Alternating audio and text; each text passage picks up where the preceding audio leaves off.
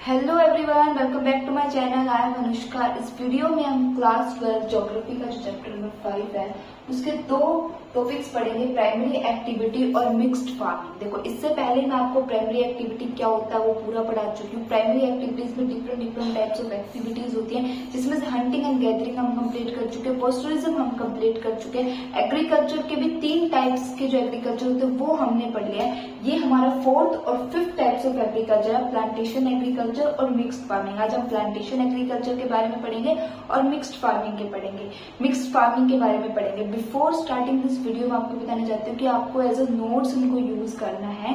मैंने ये NCERT book से ही बनाया है, बस एनसीईआरटी बुक में थोड़ी सी लैंग्वेज डिफिकल्ट है तो उसको थोड़े से इजी वे में कन्वर्ट करके बनाए हैं। आपके पास अगर प्लांटेशन एग्रीकल्चर पे क्वेश्चन आता है तो आपको यही 8 पॉइंट्स लिखने हैं, आपको पूरे मार्क्स मिलेंगे, आपको एक भी मार्क्स नहीं कटेगा। आपको एजिटेड ब्लैक बोर्ड से कॉपी करके अपनी नोटबुक में लिखना है, बस इनको रिवाइज करना है। नेक्स्ट फार्मिंग से क्वेश्चन आता है तो आपको यही 5 पॉइंट्स में लिखने हैं, आपको पूरे मार्क्स मिलेंगे। ठीक है, अब मेरी वीडियो से आप ये पढ़ लोगे, मैं आपको बता दूंगी प्लांटेशन एग्रीकल्चर क्या होती है और मिक्स्ड फार्मिंग क्या होती है।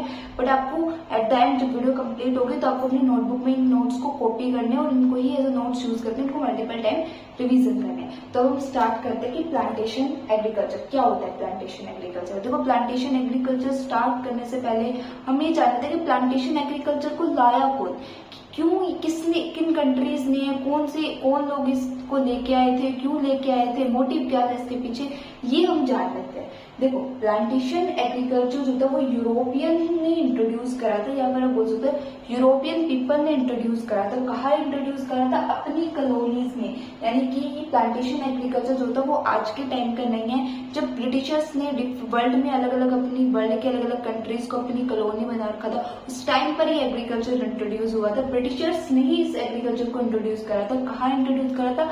अपनी कॉलोनीज में। जो कॉलोनीज उन्होंने बना रखा, जैसे इंडिया हो गया, श्रीलंका, न्यूजीलैंड, ऑस्ट्रेलिया, मतलब ब्रिटिशर्स की तो पूरे वर्ल्ड ही कॉलोनी था, तो उन्होंने सब जगह इस टाइप ऑफ एग्रीकल्चर को वो लेके आए थे।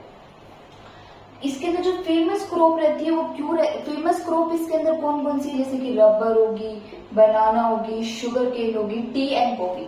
These are the famous crop जो इसके अंदर उगाई जाती है प्लांटेशन एग्रीकल्चर के अंदर। रबर, बनाना, sugar cane, T, coffee.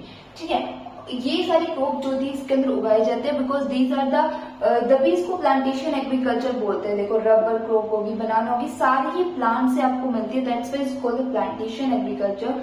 Annual production time period जो होती है इन क्रॉप्स को उगने के लिए, यानी कि एनुअल प्रोडक्शन यानी कि कितने टाइम में ये सारी क्रॉप उग जाती है, कितने टाइम में ये सारी क्रॉप ग्रो हो जाती है। जैसे कि आपकी banana, rubber, sugar cane, tea and coffee आपका 1 ईयर लगता है, यानी कि 1 साल लगता है। 1 साल में मैक्सिमम, अगर 1 साल आप अच्छे से खेती करते हो, 1 साल अगर आप इन क्रॉप्स को दे देते हो तो 1 साल के अंदर आपके पास अच्छी सी टी की अच्छी क्रॉप उग जाएगी, कॉफी की अच्छी क्रॉप उग जाएगी। 1 साल तक अगर proper care, because these crop needs a proper care, इनको अटेंशन बहुत चाहिए होता है, प्रॉपर केयर इनको बहुत चाहिए होती है, बिकॉज एक क्लाइमेटिक कंडीशन भी जो होती है फिक्स रहती है इन क्रॉप्स को उगाने के लिए, इन क्रॉप्स को ग्रो करने के लिए। तो एनुअल प्रोडक्शन टाइम 1 साल के अंदर एक क्रॉप जो होती है वो ग्रो हो जाती है। ब्रिटिशर्स ने स्टैब्लिश करा था टी एंड कॉफी को। इम्पोर्टेंट जो आपका 4th पॉइंट है, ये आपका नोट्स में, ये आपके आंसर राइटिंग में भी इंपॉर्टेंट है, यानी कि नोट्स में आपको नोट्स में जब आप ये लिखो 4th पॉइंट तो इस पर स्टार मार्क कर लेना, क्योंकि ये आपके आंसर राइटिंग में तो है। क्योंकि अगर आंसर राइटिंग में आपके पास क्वेश्चन आता है कि explain the plantation agriculture, 5 marks में आएगा बोर्ड एग्जाम के अंदर। But this is also important for the map work. Map work के लिए भी इम्पोर्टेंट है। जैसे कि मैप वर्क में आपके पास क्वेश्चन आएगा कि इंडिया प्लांट जो टी एंड कॉफी की जो गार्डनिंग है, टी एंड कॉफी की जो क्रॉप है वो मेजरली किन कंट्रीज में सबसे ज्यादा ग्रो करी जाती है, तो आपको इंडिया मार्क करना है, श्रीलंका करना है। फिर रबर प्लांटेशन के लिए आपको इंडोनेशिया को मार्क करना है, शुगर केन के लिए आपको वेस्ट इंडीज को मार्क करना है।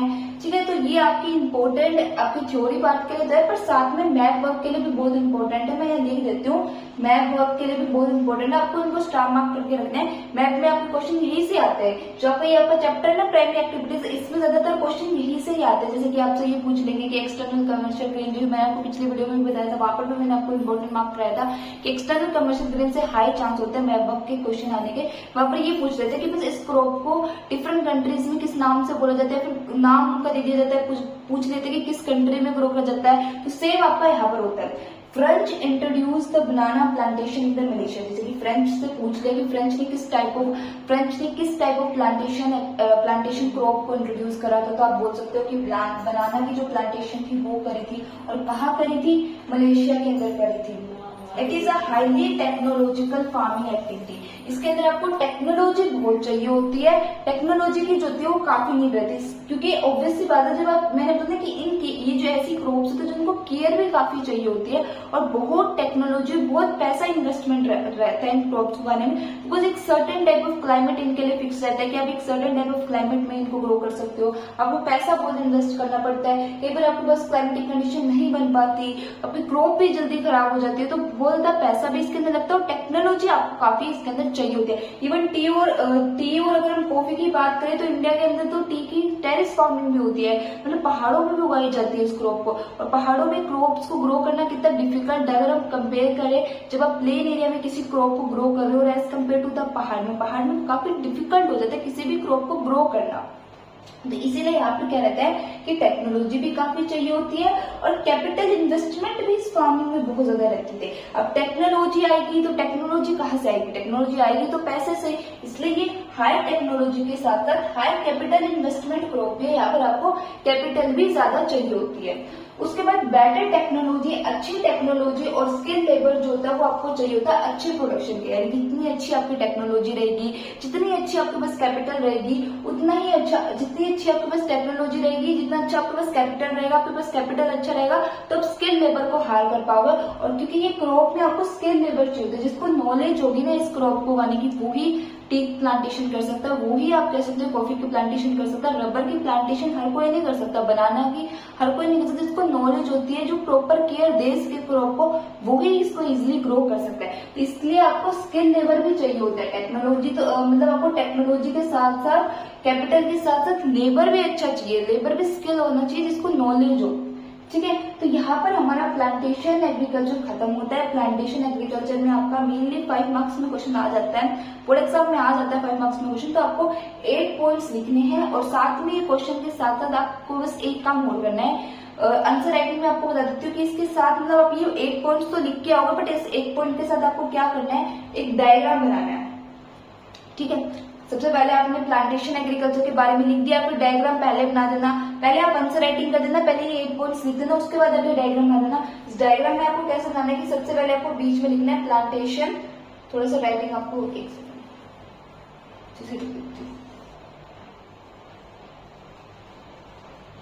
प्लांटेशन एग्रीकल्चर, ठीक है, ये आपने लिख दिया प्लांटेशन एग्रीकल्चर, ओके। उसके बाद आपको क्या करना है, प्लांटेशन एग्रीकल्चर के ऐसे 5 एरोज निकालना है, ठीक है, और हर ऐसे बॉक्स बनाना है। उसके अंदर आप लिखोगे कि प्लांटेशन एग्रीकल्चर के एडवांटेज लिख देना, यहाँ पर लिख देना कि प्लांटेशन एग्रीकल्चर की मेरिट लिख देना, यहाँ पर एडवांटेज लिख देना।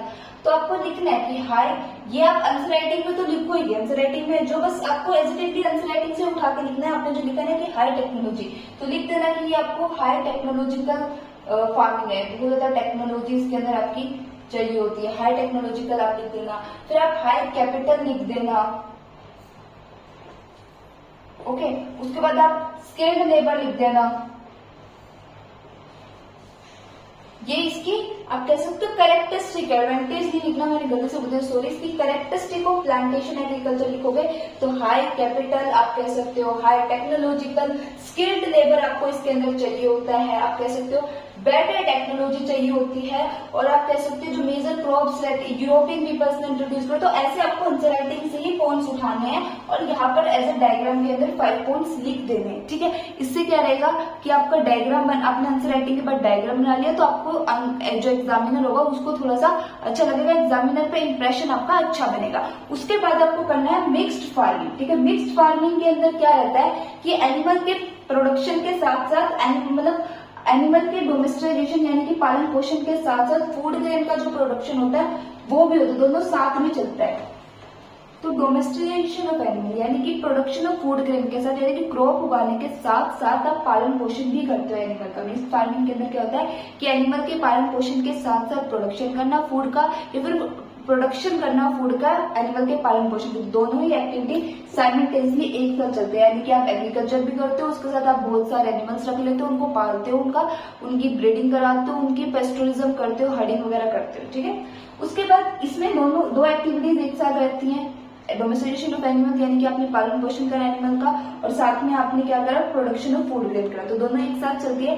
तो इक्वल एम्फेसाइज यानी कि दोनों एम्फेसाइज मतलब कि दोनों को ही एक्टिविटीज को इक्वल इंपॉर्टेंस दी जाती है। ऐसा नहीं है कि भाई आपने सिर्फ एग्रीकल्चर पे ध्यान दिया, आपने एनिमल्स रख लिया, उन पे ध्यान नहीं दिया, ऐसा नहीं होता। बिकॉज वो एनिमल के साथ साथ आप क्या करते हो, जैसे कि डेयरी फार्मिंग इसका बहुत अच्छा एग्जाम्पल है। डेयरी फार्मिंग में क्या रहता है कि आप खेती के साथ साथ बहुत सारे एनिमल्स रख लेते हो, गाय रख लेते हो, फेलोज रख लेते हो, और फिर उनसे जो मिल्क मिलता है उस मिल्क को मार्केट में सेल करके आप क्या करते हो, मनी अर्न करते हो। तो उसमें आप दो एक्टिविटी साथ में करते हो, साइमल्टेनियसली करते हो। आप प्रोडक्शन ऑफ फूड ग्रेन के साथ डोमेस्टिकेशन भी करते हो, बट आप ऐसी बात नहीं, जब आप एनिमल रखते हो तो उस एनिमल का प्रॉपर केयर रखते हो। आपने गाय रखी है, बफेलो अपने घर में रखी है, तो उसकी आपको केयर भी करनी पड़ेगी, आपको उसके लिए फूड लाना पड़ेगा टाइम टू टाइम। आपको कह सकते हो अगर उसको बफेलो या गाय को कुछ चोट वगैरह लग जाती है, यानी कि बीमार हो जाती है, तो उनको मेडिसिन मतलब केयर भी आपको करनी पड़ेगी। तो इक्वल इंपॉर्टेंस देनी पड़ेगी दोनों एक्टिविटी को। ऐसा नहीं कि आपने एक एक्टिविटी पे ज्यादा ध्यान दे दिया और एक पे नहीं दिया। क्रॉप जो इसके अंदर ज्यादातर उगाई जाती है, क्रॉप ज्यादातर ग्रो होती है मिक्स फार्मिंग के अंदर, वो आपकी व्हीट होगी, मेजा होगी, ब्रिलीज होगी, और आप कह सकते हैं folder for the animals. Animals का जो खाने पीने का, एनिमल्स जो खाने पीने में चाहिए होते हैं, फोल्डर्स मतलब एनिमल्स का खाना जो होता है वो ज्यादातर ग्रो करा जाता है। Crop production and intercropping practice की जाती है पीपल्स की तरह, यानी क्रॉप प्रोडक्शन के साथ साथ इंटरक्रॉपिंग भी प्रैक्टिस की जाती है। इंटरक्रॉपिंग क्या होती है कि जब आप एक से ज्यादा क्रॉप किसी एरिया में उगाते हो, सेम एरिया में एक से ज्यादा क्रॉप उगाते हो सेम टाइम पे, तो उसको इंटरक्रॉपिंग बोल देते हैं। जैसे कि आपने कोई भी एरिया ले लिया, फॉर एग्जाम्पल आपने इस एरिया में आप ग्रो कर रहे हो, तो इस एरिया को आप डिवाइड कर लेते हो कि हाफ में आप व्हीट ग्रो करोगे, हाफ में आप व्हीट ग्रो करोगे और हाफ में आप राइस करोगे, और दोनों साथ में करते हो, सेम टाइम पे करते हो, तो इसको हम इंटरक्रॉपिंग बोलते हैं। कि एक से ज्यादा एक क्रॉप उगाना, एक से ज्यादा एक क्रॉप ग्रो करना है एक सेम एरिया पे और सेम टाइम पे, तो उसको इंटरक्रॉपिंग बोलते हैं। तो मिक्स फार्मिंग के अंदर क्रॉप प्रोडक्शन के साथ साथ इंटरक्रॉपिंग भी प्रैक्टिस करी जाती है। फार्म मैन्योर जो होते हैं वो यूज किए जाते हैं as a fertilizer for the crop. ज्यादा केमिकल फर्टिलाइजर्स को यूज नहीं किया जाता है, यानी कि ज्यादा हैवी केमिकल फर्टिलाइजर जो होते हैं वो यूज नहीं करे जाते। सिंपल जो घर में मैन्योर, जो फार्म मैन्योर्स होते हैं उन्हीं को यूज कर देते हैं। जो ऑर्गेनिक फर्टिलाइजर्स होते हैं वो यूज करे जाते हैं इस फार्मिंग के अंदर। ज्यादातर केमिकल वाले फर्टिलाइजर्स को थोड़ा अवॉइड करा जाता है। जो ऑर्गेनिक होते हैं, जो आपको घर से मिल जाते हैं, जो मैनुअल होते हैं, जैसे कि जो आप अपने घर में बना सकते हो, जैसे कि वेजिटेबल्स का जो पील्स हो गया, उसको आपने मिट्टी में सॉइल में डिस्पोज करके बाहर से आपका जो फर्टिलाइजर बन गया, वो इस फार्मिंग में यूज होता है, मिक्स फार्मिंग के अंदर। तो इस वीडियो के साथ साथ हमारा प्लांटेशन एग्रीकल्चर भी कंप्लीट होता है, मिक्स्ड फार्मिंग भी कंप्लीट होता है। आगे हमें डेयरी फार्मिंग और मार्केट गार्डनिंग पढ़ना है, और मेडिटेरियन एग्रीकल्चर फिर हमारा कंप्लीट हो जाएगा। उसके बाद हम माइनिंग स्टार्ट करेंगे, और आपको वीडियो समझने के साथ साथ आपको इनके एक्सप्लेनेशन के साथ साथ आपको नोट्स भी मिल गए। ये एज ए नोट्स आपको यूज करने हैं। प्लांटेशन एग्रीकल्चर में मैंने बता दिया आपको ये 8 पॉइंट लिखने हैं, मिक्स फार्मिंग के अंदर आपको ये 5 पॉइंट्स लिखने हैं, and you go two marks. आपको पूरे मार्क्स मिलेंगे। ऐसे टेंशन होता है ना कि आपको मार्क्स काटेंगे, नहीं, आपको पूरे मार्क्स मिलेंगे, ठीक है। और आपको वीडियो अच्छी लगी तो प्लीज मेरे चैनल को लाइक, शेयर, कमेंट, सब्सक्राइब करना। सब्सक्राइब जरूर करना, बिकॉज सब्सक्राइब करोगे तो आपको डेली इन्फॉर्मेशन मिलती रहेगी वीडियो पे, बिकॉज मैं डेली वीडियो अपलोड कर रही हूँ। 1-2 दिन में हमारा प्राइमरी एक्टिविटी जो होता है वो कंप्लीट हो जाएगा। Thank you.